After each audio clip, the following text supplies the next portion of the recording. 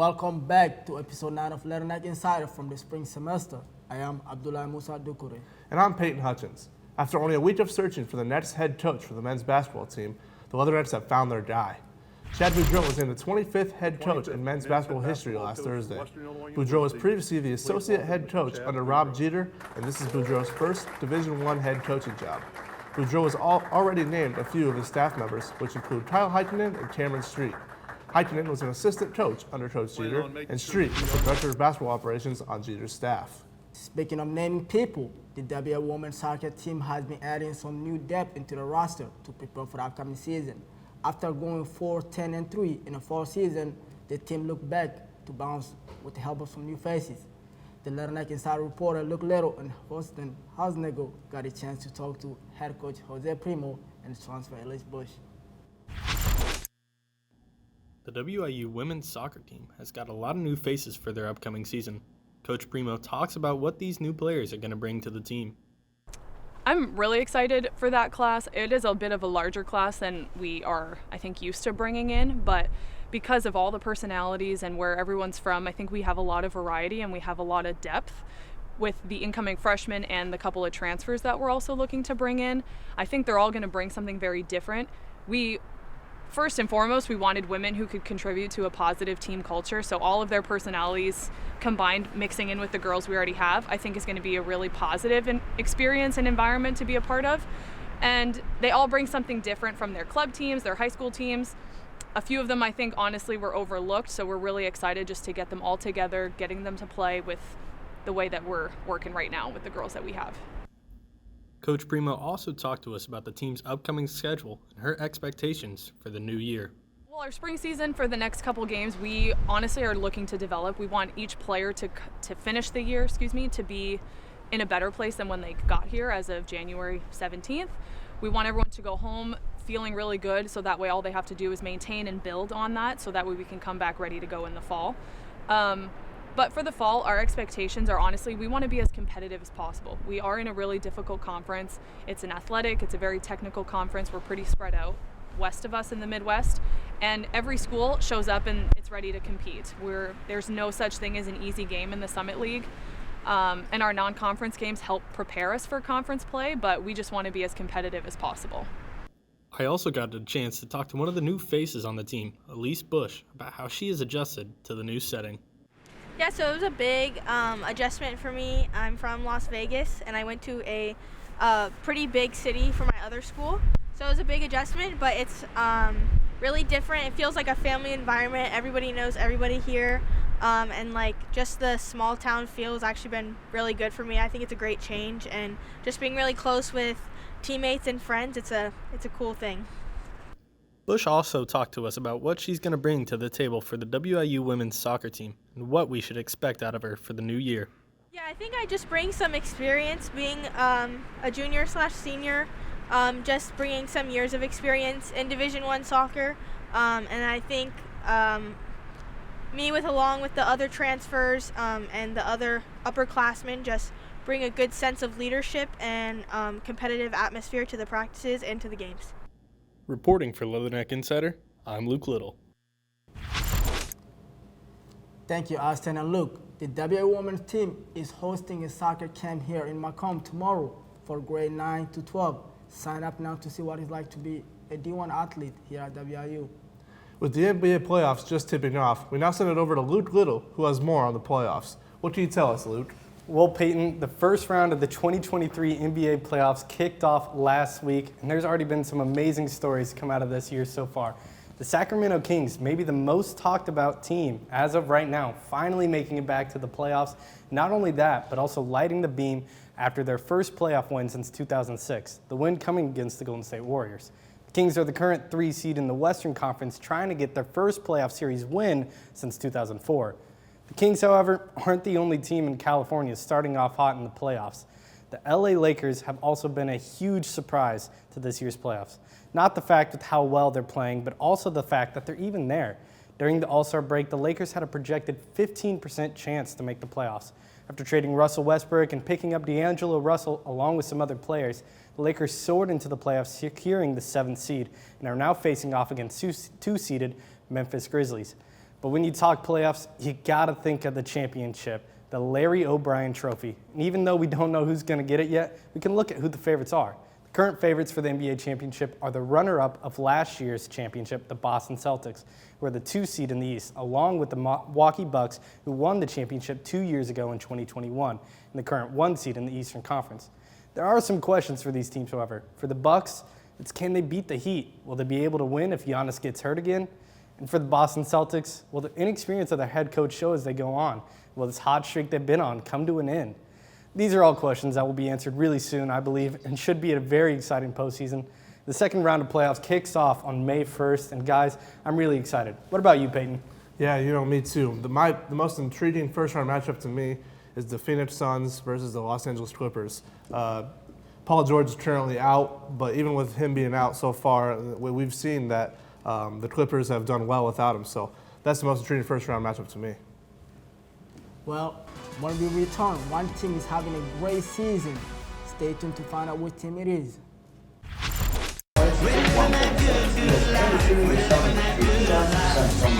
Not W? It's not W, it's W. W. W. That's what I've been stressing out about the most so far. It's saying W because I know it's something you're going to say there. Yeah, we've been there. They're like, we're waiting on, what are we waiting on? They haven't said it. So we're ready to go. We can start.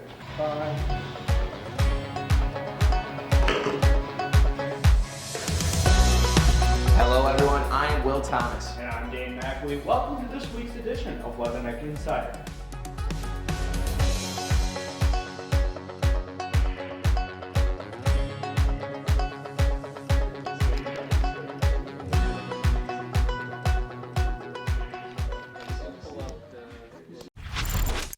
Hello and welcome back, everyone. After a great run last season, the Macomb High girls softball team is making a run once again, starting the season 14-1, including a 12-game win streak to start the year. My partner caught up with Coach Christy Roosh on their focus and the team's attitude this season. Abdullah, tell me a little bit more about the softball team here in Macomb. I would just say this year the girls, they've been kicking butt, you know what I mean? Right now, currently as we're speaking, they're 14-1. They was undefeated for a very long time. Let's listen to Coach Roosh herself. The Macomb Bombers softball team has been killing the game lately. After finish off last season with a great record, Coach Christy Roosh talked about their motivation going to the season. Our motivation is kind of how we ended the season last year.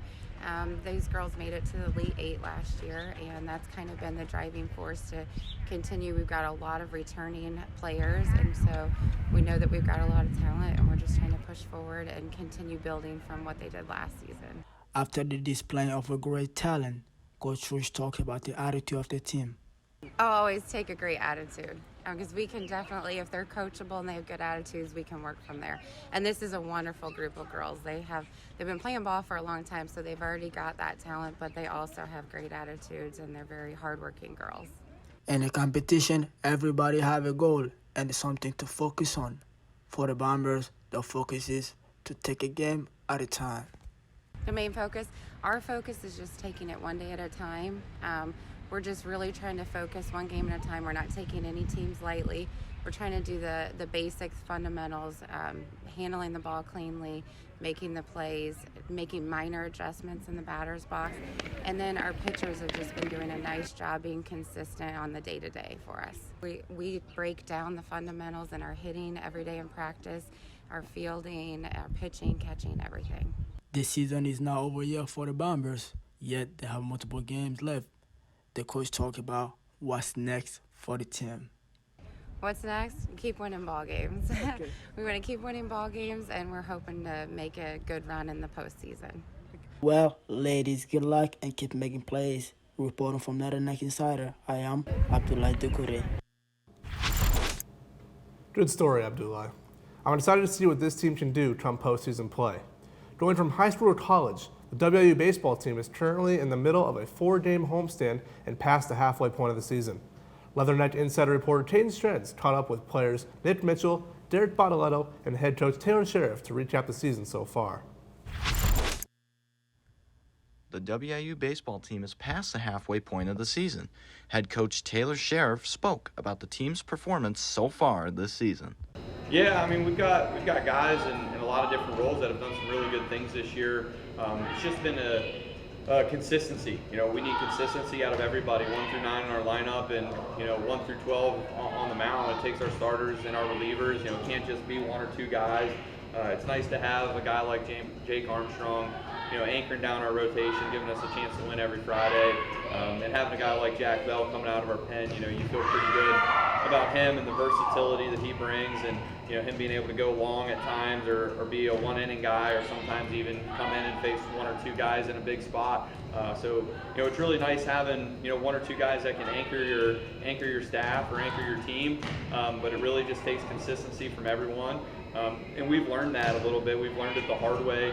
At times this year where we haven't put together, full games where we've pitched it well and hit it well, for 9 innings. And, that's what we're really challenging our guys to do is let's go put a couple of complete games together this week and see if we can get this thing going a little bit. Center fielder Nick Mitchell has been one of the leaders so far for the Leathernecks this season. He hits .400 with a .492 on-base percentage, as well as 3 home runs and 21 RBIs. Mitchell shares what the team needs to do to get by Northern Colorado this weekend. It's going to take confidence from everybody. It's going to take consistency, everybody being on the same page. Home series is always good, or home games are always good, so should be a good opportunity to win some games. Shortstop Derek Bottaletto and center fielder Nick Mitchell share the impacts that their teammates and coaches have had on them so far this season. It has a lot of impact, especially earlier on in non-conference play. I wasn't really swinging it as well as people know I can, and my teammates and my coaches always keep me up, give me tips and all that, and they really helped me to succeed. A ton of impact. They push me every day, believe in me, give me an opportunity to succeed, so they've been a big part of that for sure. Reporting for Leatherneck Insider, I'm Caden Struns. Thank you, Caden. The Leathernecks play Game 2 of their 3-game series hosting the Northern Colorado Bears. First pitch today is set for 1 p.m. on ESPN+. Going from the diamond to the track, the WIU track and field team is on the road right now to start the outdoor season. After racking up 11 event wins and having 6 top 10 all-time marks in school history, the event winners include Breza Duro, Richard Brown, Logan Lamel, Paulina Westerfield, Madison Trevina, Alessandro Beluz, Elia Adam, and Nikita Kessling. Lamel and Beluz also won 2 events at the meet, and the 4x400 relay team consisting of Luca Burmeister, Isaac Jones, Luca Hofer, Richard Brown also took home a win. Another notable story for the track and field team was also adding WIU volleyball player Juliana Smith for the javelin throw, who Coach Brokaw has the highest praise for. The Leathernecks' next competition is at Drake the Relay in Des Moines, Iowa on April 27 to 29, before hosting a Lee Calhoun Invitational here in Macomb on Friday, May 5th. Good luck, Leathernecks. Heading over to the volleyball court, the WIU volleyball team had their second spring game last Saturday. The team traveled to St. Louis, Missouri to take on Lindenwood and came out on top, winning 3-1. The Leathernecks started out hot, taking the first 2 sets 25-23 and 25-21. They dropped the third set 13-25, but bounced back to end the game, winning 25-17. The Leathernecks are 1-1 this spring and are currently playing their last game in Iowa City against the Hawkeyes. Coming up next, we send it over to the Links, where one golfer has been performing really well as of late. Stay tuned to find out which golfer it is. Taking me home, taking me home. Here, I engineer the future. Taking me home. Bring me back. Here, I have countless opportunities. Taking me home. Bring me back. Here, I do research. Right here at Western. Welcome back to Leatherneck Insider. The WIU men's golf team wrapped up their regular season tournament last weekend. Just before that, the golfer David Elia took home the Summer League Peak Golfer of the Week award. Leatherneck insider reporter Zach Zanelli has more on Elia's performance on the course. As the Western Illinois men's golf team is wrapping up their regular season tournaments, golfer David Ayala took home the Ticketmaster Summer League Golfer Peak of the Week after taking first place at the WIU Invite at the TPC Deer Run this past weekend. David discussed his thoughts on the accomplishment and how he got there. I've been working on my process a lot, and I had a couple tournaments where I was close to achieving what I needed, and then it happened where it needed to happen, thankfully. Ayala then discusses how the regular season has been going for the Leathernecks and how they are working as a team. I think all of us have had good weeks so far. We've been missing that part of getting everyone to have a good week. I'm fairly confident we can achieve that during the Summit League Conference Championship coming up. And yeah, I feel like I cannot bring anyone up because everyone has been doing their job and we're a team, so. With the Summer League Championships happening next weekend, he discussed what the goals are. Hopefully, I'm a realistic guy, so top 5 would be a really good goal. We have really strong teams in our conference, and yeah, just go out there and enjoy it, you know. The Summer League Championships will be happening in Lincoln, Nebraska from Sunday, April 30th to Tuesday, May 2nd. Reporting for Leatherneck Insider, I am Zach Zanelli. Thank you, Zach, and good luck in the Summer League Championship, everyone. The WO golf team finished their season in the Lady Jaguar Invite in Carmel, Indiana. Natalie Hoover led the Leatherneck with a 2-round score of 155. Hoover finished the first round with a 76 with the 3 birdies. In round 2, Hoover scored a 79 and a birdie on hole 2. Kelly Wu scored 80 in the first round, including 2 birdies, 79 in the second round, also scoring 2 birdies. Leatherneck will compete in the Summer League Championship in Lincoln, Nebraska from April 23rd to April 25th. Going from the links to the court, the WIU tennis team honored lone senior Lucky Chanchurla last week in a home match versus Kansas City. Chanchurla would lose in straight sets on senior night, but would bounce back in their next matchup against St. Thomas, winning in a winner-take-all third set. The team finishes the year 4-14, having the most wins in a single season since the 2019 season. Going from the court to the ring, the NHL season has ended and the playoffs have started. Leatherneck Insider member Ben Pelanka and Hayden Donaldson give their first round prediction. Hi everyone, Ben Pelanka here. Alongside to me is Hayden Donaldson. It's spring, the best time of the year where we have NBA playoffs, baseball, March Madness, and NHL playoffs. But we're going to talk about the NHL playoffs, also known as the Stanley Cup playoffs. Excited to be here, Ben. Unfortunately, neither of our teams made it, but at least the audience will know that there will be no bias between either of us with these teams. Yeah, it is a stacked draft, so it's still a win-win. Like, you either make the playoffs or you don't, you get part of the big stacked draft. So it's a win-win, but we have unbiased opinions in this upcoming playoffs. So we're excited to give you guys our predictions. We're going to start off with the first round. Let's start out with the West. Not as powerful as they were in the 2010 era. Yeah, for sure. I mean, the Bruins obviously just broke the single-season points record, so they are the clear favorites. And also you have the Hurricanes as well, have an impressive roster, but it is the playoffs. Anything can happen this time of year. Yeah, that's a huge reason why I love playoff hockey. It's just anything can happen, and teams take advantage of that 7-game-long series. So I'm very excited. But we're going to start off with the West. Like I mentioned, Colorado Avalanche versus Seattle Kraken. Colorado won the Stanley Cup last year, so they're the hot team coming into this playoff series. But I got Avs in 5. Yeah, I have that same prediction. I love the Kraken. I just think they're too young right now. And the Avs have too much firepower with Nathan McKinnon, Mikko Rantanen, and Cale Makar on the D-line. They also have that experience from their Stanley Cup championship last year, and I just think it's too much for Seattle.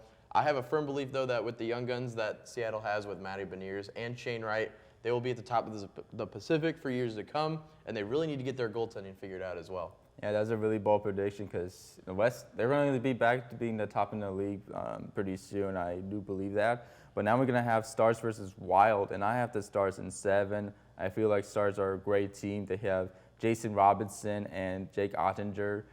Both solid players. Jake Ottinger being one of the best goalies in the league, so I have stars in 7. Yeah, you look back at Jake Ottinger's performance last year in the playoffs. Unfortunately, they came up short. He stood on his head that series, or in Game 7 of that series, 64 saves. I expect similar performances from this playoff as well. This will be a fun series between two division rivals. I got stars in 7 as well. All right, Vegas Golden Knights versus Winnipeg Jets. I got Vegas in 6. The Jets, they're arguably one of the worst teams coming into the playoffs. They don't deserve being in the playoffs as they just keep on falling down to the standings. So they barely made it in, so I have Vegas in 6. Yeah, I think Vegas finishes have been 5, honestly. The Jets have some really good goal scorers in Mark Scheifele and Kyle Connor. Vegas just has more firepower than them, I think, and there's a reason they have the best record in the West. Very low scoring games in this series, though, with Connor Hellebuck and Logan Thompson, their respective nets. Yeah, Vegas, they haven't missed the playoffs since they joined the league, so that's pretty impressive. Now we have Edmonton Oilers versus LA Kings. I got Oilers in 7. McDavid's just really, he's a huge stud to this league and arguably going to be the best player in the league. Oh, yeah, easily. I mean, Connor McDavid, by far, as you said, best player in the league, coming off the 64-goal regular season, 153 points in total. I have the Oilers in 6. It looks like the Oilers finally found their lockdown goalie in Stuart Skinner. Definitely a team to watch in these playoffs. They could definitely make some noise. All right, moving on to the East, we got Bruins versus Panthers. Panthers could be a little tricky as, you know, they still have powerhouse players, but Bruins President Cup trophy champions, the best team in the league. I have Bruins in 5. Yeah, the history of the President's Trophy curse can be debilitating, Ben, but I think the Bruins get this one done in 5. Easily the best team in the NHL from top to bottom. I think the Panthers steal a game on a Matthew Tkachuk hat trick. Just won't be enough for Florida to throw in this powerhouse, though. All right, now we have a big one, a rematch of last year's first round playoff series, Toronto Maple Leafs versus Tampa Bay Lightning. Toronto hasn't won a playoff series since 2004 when I was 2 years old, and now I'm 21, so it has been a long time since they won a playoff series, but I think this is going to be Toronto's year. I think they're going to beat the Lightning in 7 games, but you can't count out Tampa Bay as they went to the Stanley Cup final the past 3 years, winning 2 out of the 3. Yeah, as much as I love the Leafs and Austin Matthews, I think sadly the second-round drought continues as Andrei Vasilevsky is a brick wall when it comes playoff time for Tampa. I am taking Tampa in 7 for a second straight year. All right, now we got Islanders versus Carolina Hurricanes. I got New York Islanders in 7 games. I like that prediction, Ben. First bold prediction of the day. I think the Hurricanes do take care of business in 6. Goaltending can be shaky at times, but their goal scorers make up for it. But I will agree, if any of the top-seeded teams are on upset watch, it would definitely be the Canes for me. And finally, in the first round, we got New York Rangers versus the New Jersey Devils, a rematch from 2012 Eastern Conference Finals. I think the Devils, they're young, they're a really good team, but I think the Rangers are a better team, and I think they're going to win in 6 games. Yeah, I also have the Rangers beating New Jersey, getting revenge from that Adam Henrique goal from 2012. The Rangers got Tarasenko and Patrick Kane at the deadline for moments like these, and if Shesterkin can repeat what they did last year in the playoffs, they can definitely make it to the Stanley Cup final when they came up just short last year in the Eastern Conference final. Well, that's all the time we have right now, but stay tuned as we are going to have more predictions coming up in future shows. Back at you guys at the desk. Thanks, Ben and Hayden, and good luck with your prediction. I'm excited to see what the playoff will bring. When we come back, Leatherneck Insider Athlete of the Year voting for round 2 has ended, and we have the result. Do not go anywhere. Taking me home, taking me home. Here, I engineer the future. Taking me home. Bring me back. Here, I have countless opportunities. Taking me home. Bring me back. Here, I do research. Right here at Western. Glad to have you back. Last week, round 2 of Leatherneck Insider Athlete of the Year voting concluded, and we are down to our final 8 athletes. Looking at Region 1, we had a very close matchup that was decided by only a few votes. Savannah Rodriguez defeated Mallory McDermott to advance into the 3rd round, and in the bottom half, J.R. Hevlin defeated T.J. Limehouse to move on. Moving on to Region 2, we had a senior men basketball star Trent Mesner take down Kyle Owen. In the bottom half, we had a freshman Eddie Brownfield defeat Brittany Wolf. In Region Round 3, it will be two basketball players, Trent Mesner and Eddie Brownfield. This should be a very close-up matchup. Taking a look at Region 3, we had some of the closest matchups in the third round that came down to the wire. Sophomore volleyball player Carly Wenzel took down freshman track star Toriano Tate by a close margin, and junior softball player Gabriella Drager, who has had a great season so far, took down women's soccer star Amy Andrews. Now heading into the last region, Region 4, we had a battle of two basketball stars, Anna Dietz and Alex Rosner. Alex Rosner came out on top and will move on to the third round. In the bottom half of the Region 4, we had a very close matchup between basketball star Nick Mitchell and softball player Maria Luna, who has been a key piece to this Leatherneck team. Maria Luna came out on top and will move on to the third round to go up against Alex Rosner. That concludes this round of LI Athlete of the Year. Voting for the next round is currently on our Twitter, and we will end later tonight. So head over there at Insider W to cast your votes. And Payne, you always bring out some fire schoolboy sport, and we know the NFL draft is around the corner week. Can you tell us about that more? Well, you know, Musa, when it comes to the NFL draft, you have some conversations involving the number one overall pick between Bryce Young and C.J. Stroud, and also Jalen Carter, who may fall to the top 5. We don't know yet. But let's take a look at what me and Caden had to say about the NFL draft. Welcome back to yet another episode of Schoolboy Sports. I am joined for the third time with Caden Strands. Caden, how you doing again today? Doing pretty good, Peyton. How about you yourself? You know, I'm doing pretty good. With the NFL draft coming up this week, Bryce Young is the favorite to go number one overall at minus 1,000 odds. What are your opinion on that? I think it's a very fair bet to say that Bryce Young or C.J. Stroud will go first overall, and I think Bryce Young at minus 1,000. I think Bryce Young will go first overall. I know that his height could be an issue, 5'10", but again, I just think that Bryce Young has more value than C.J. Stroud at the first overall pick. What do you think about that? You know, I agree with you. I do think Bryce Young's going to go number one overall to the Carolina Panthers, but his height is going to be an issue. He's only 5'10", and I mean, Kyler Murray's not very tall either. He's in the lead. He's a decent quarterback. Do you think his height's going to be an issue come NFL time for him? I think the big thing is how he's going to develop. I'm not sure if the height's going to be the biggest issue, but again, it just depends on who's going to develop you, the coaches and everyone that gets him to the top. Patrick Mahomes, obviously, he worked his way to the top, and you never know if he was drafted by someone else, would he be the same player that he is today? So I think the big thing is going to be the way that he is developed into the NFL with what could be the Panthers at the first overall pick. You know, speaking of the top 10, we thought Jalen Carter was going to be a lock in the top 5, but with recent off-field issues, do you think he stays in the top 10?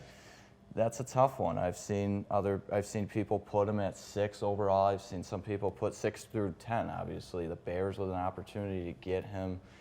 His combine wasn't that great either. I would not be surprised if he does fall out of the top 10, but I wouldn't be surprised if he stayed in the top 10. Some teams still feel that Jalen Carter has that value to be a top 10 overall pick. Do I think the Bears pick him up? I do not think so. I don't think the Bears will draft him, and I think that they might actually trade back. You know, I agree. Currently, the Bears have the number 9 overall pick. There's been talks that the Steelers want the 9 pick for Jalen Carter potentially, which would drop the Bears down to 17. Obviously, you and I are Bears fans.